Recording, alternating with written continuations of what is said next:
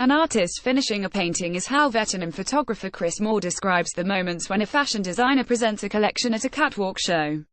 Especially McQueen, he says.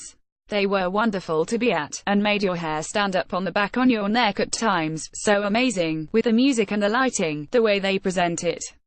It's like seeing a wonderful ballet. In Paris, in March 2010, Moore photographed the poignant final collection of Alexander McQueen, who had a month earlier. Referencing Byzantine art, angels and eternity, the show was a memorial to the designer's vision, genius and spirit.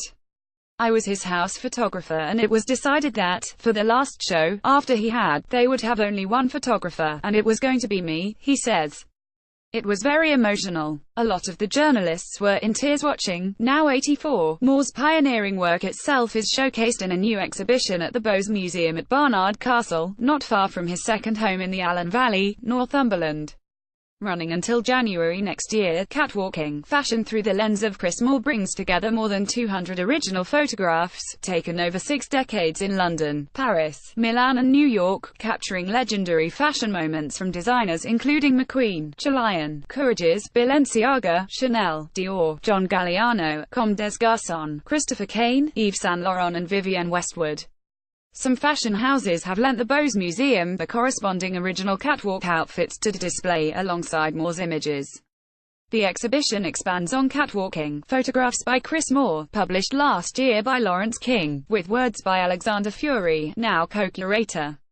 Credited by Fury with bringing a refined editorial reportage feel to runway photography, Moore has worked extensively for the fashion press and daily newspapers, including the Yorkshire Post, working with then women's editor Jill Armstrong in Paris.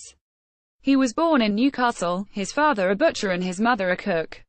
The family moved for work to London, near Ilford, when young Chris was 3, joining extended family members.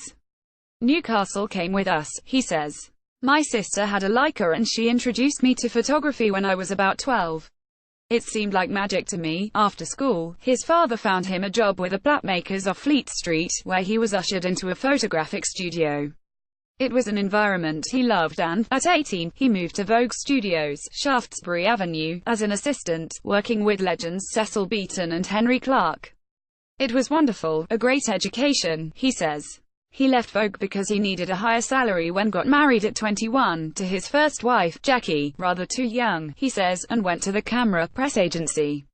When he left there, in around 1960, founder Tom Blau loaned him £100 to set up as a freelance, and Jackie, a fashion journalist, encouraged him to accompany her to Paris fashion shows. The first fashion presentations, always couture, took place before select gatherings in salons. They were always very paranoid that we would sell the pictures to people who would copy them, Moore says. After the show, we would go to the houses and they would have 4 or 5 garments that they would let you photograph on the house model, and you had to pay her a fee, which seems very strange, the equivalent of £4 a garment. In the late 1960s, the ready-to-wear brands started staging catwalk shows. They let us in straight away, he says. The couture houses soon followed suit and the runway as we know it today was born. It all got rather hysterical with all the newspapers coming, Moore says. Prior to that, newspapers didn't come to cover the shows, but when Montana and Dior and Chanel let everyone in, all the daily papers from England and Germany and Italy sent photographers. In those days, he would shoot in both color and black and white from the side of the runway. I used to have a box I sat on. When the models came down the runway, I would leap to my feet to take the picture and then sit down again. The journalists sitting in the front row got absolutely sick to death of us leaping up and down, so they complained and eventually we were ushered back, and that's when we had to change our way of shooting. I can tell you, it was rather difficult to have longer lenses which were not autofocus. What makes a great model has not, he says, really changed over the years.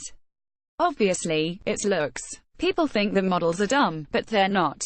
Top models are very intelligent, he says, adding that Christy Turlington was a favorite of his. I always felt she was absolutely super.